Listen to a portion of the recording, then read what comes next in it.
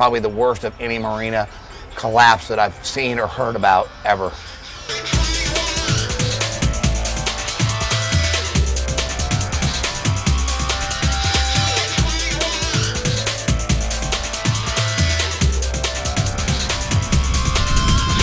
Category 3 hurricane came through here, and Category 3 hurricanes have a tendency to do strange things, and they pick their damage, and in one instance you'll find no damage, and right next door you'll find absolute, destruction, like what you're seeing here.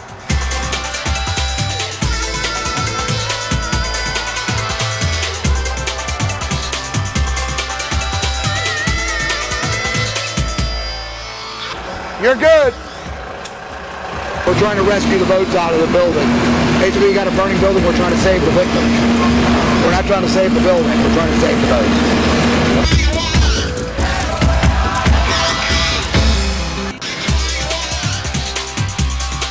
It wasn't like somebody came out here with a hacksaw and sawed it off, though. I mean, it was a storm. We're going to get it out and go from there. Okay. Sick 'em!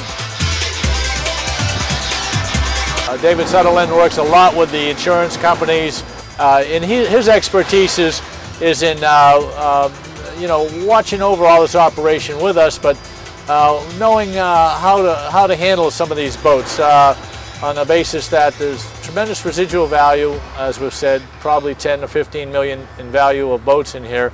These guys, they've done this before, okay? This isn't the first time they've taken a building apart like this, so they have some experience in doing this, and I have every confidence that they'll keep these boats as safe as possible, because it's in everybody's interest to do that.